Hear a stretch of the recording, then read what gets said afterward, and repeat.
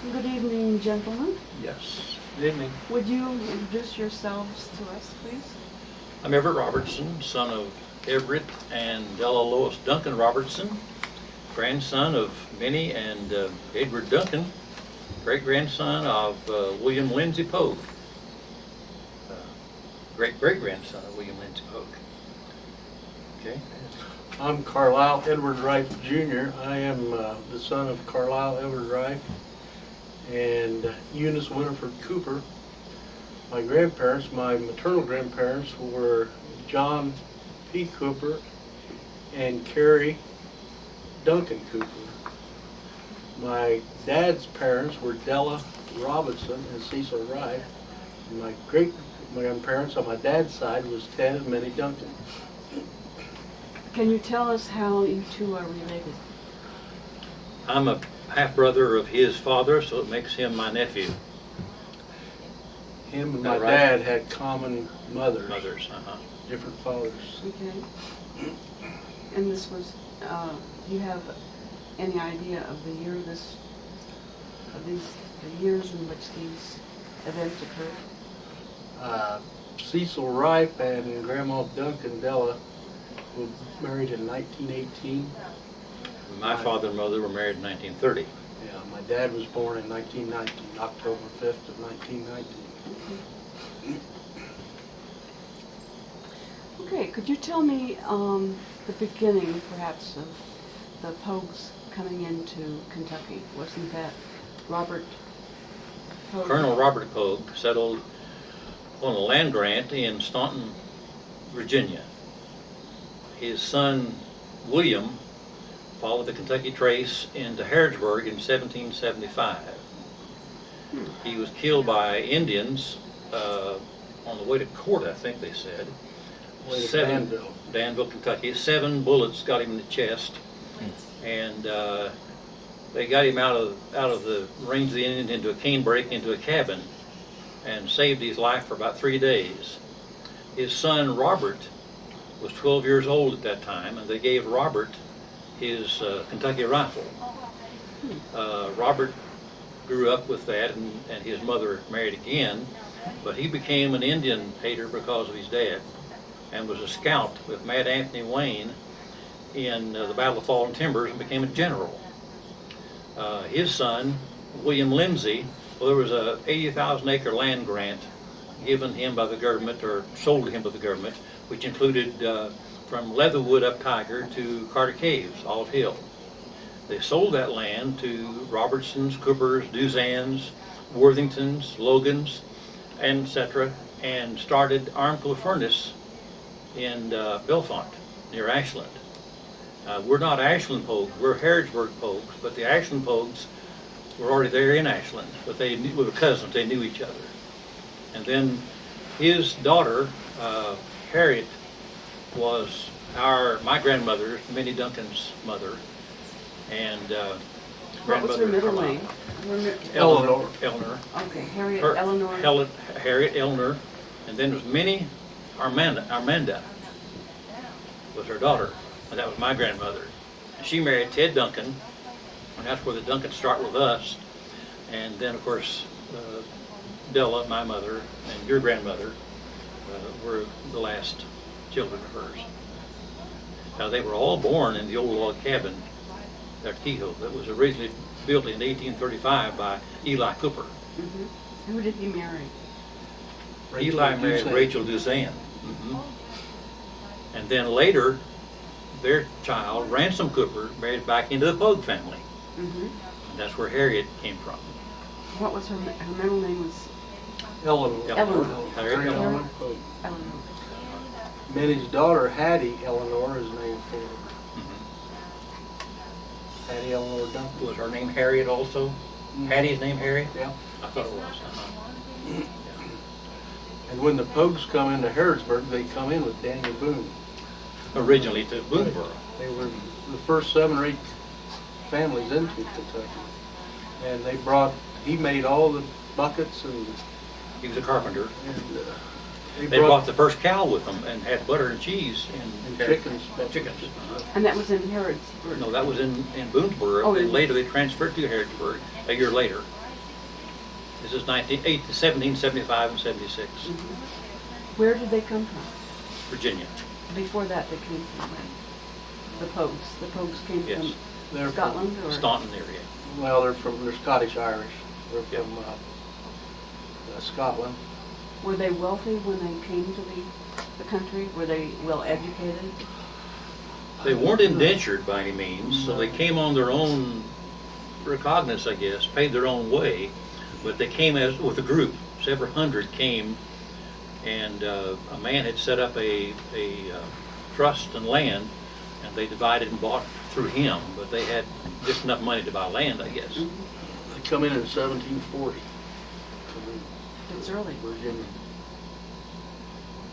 And they stayed there how long? Well, the original Colonel, William Polk, stayed there until his death. But in 1775 is when Robert and John. William came then, William and John. came down in 1775. That was William Lindsay? No, No, that This was is a- William Lindsay's grandfather. 2 generations back. William Lindsay's the one who sold the land up and down Tiger and used the money to start Belfont Furnace near Ashland, which later became Armco Furnace. And the Amanda Furnace still is there operating, called Amanda Furnace, and Armco is the original name of the furnace he gave to his sister, Amanda. And they still call it Amanda Furnace. For his sister or his daughter? Well, for his sister.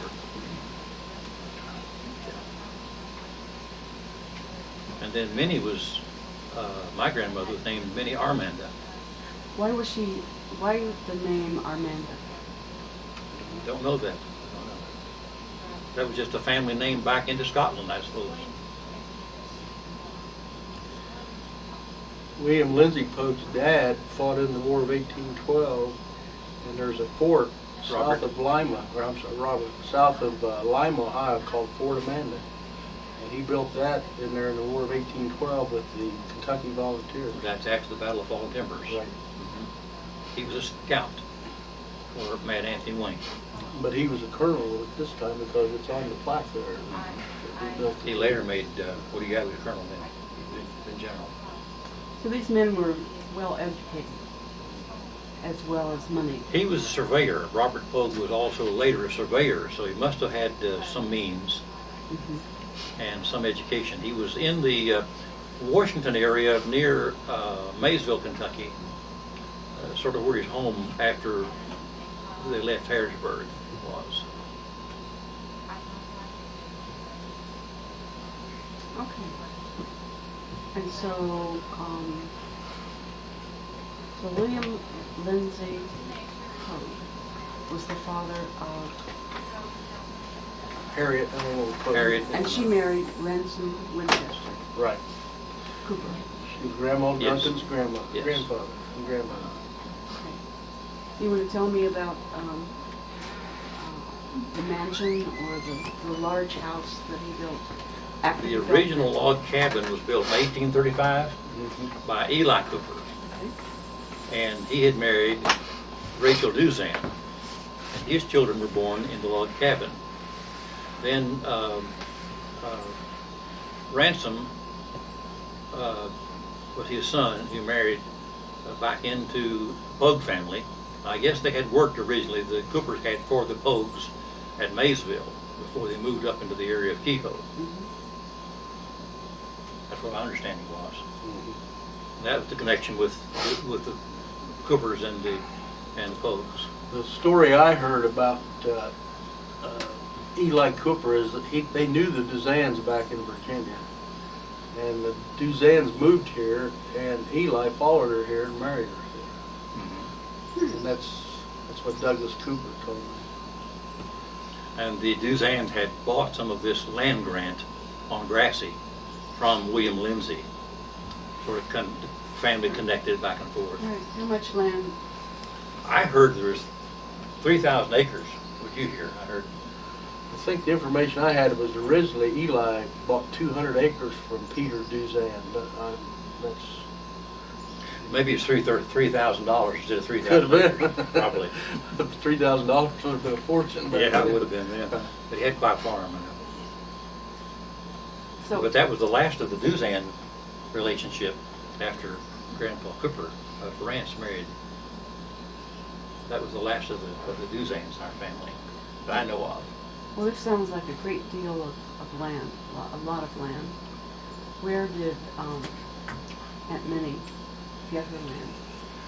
The original tract of land was 80,000 acres, and he paid $3,000 for it to the government, I understand, in lieu of his service to the armies. She inherited her land. John Cooper and Minnie Duncan, brother and sister, inherited each a half of the original Cooper farm, their Kehoe.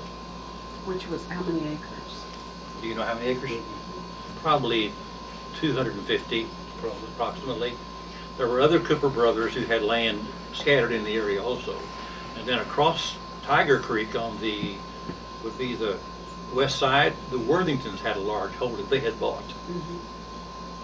And then later the old store became a part of the Worthington tract she had bought from them on that side of the creek. 1934 flood destroyed her store and her home on the other side, the Cooper side. See, that store originally was out at the foot of the hill where we had go up the cemetery. And there was there 2 or 3 houses. That was Cooper's. Cooperville. There was 2 or 3 houses. There was a blacksmith shop. There was a barn. There was a store. There was a Cooper shop. And Edward Ted Duncan, grandfather Duncan, originally worked in the Cooper shop. That's where my grandmother Minnie met him. Oh, really? Really, that's where they started to go together. What is a Cooper shop? It's a barrel shop. And he made barrels and sold them to companies in town. But originally that was, and the old store was moved from the foot of the hill out to the creek where the old bridge picture you have on logs by a pair of mules, a dead man, and a windlass, and rolled on logs. About 120 feet long, probably 60 feet wide, huge store. But they moved it quarter of a mile probably. Probably 1,000 That much, foot, 1,500 foot. And dead man is they would dig a hole, post hole, set a big log in the ground upright, then tie to that, and then tie it to the store with a windlass, and then a pair of mules moved it, rolled it along. Took them over a week to do it. Oh, I bet. Tell me about the 34 flood.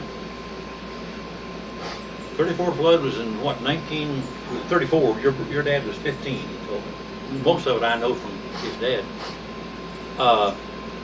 In the head of Smith Creek, which is above Carter City, they had come in, they had built railroads in there to take timber out. There was huge timber in that country, and they were logging timber out and had several where they would go up and wind back and forth across the hollow and the creek and to make the grade right, and had built trestles and railroad carriages. And it came what they called then a cloudburst, and the tops of all that timber began to pick up and roll down that creek, pick up a trestle, destroy it and bring it down, pick up another one. Out of 3 of those, by the time it got to Carter City, it was a full-fledged flood. And Mr. Lewis at Carter City told me that there was, at that time, 25 either garages, outhouses, barns, or homes that were taken down the river, down the creek. It came out of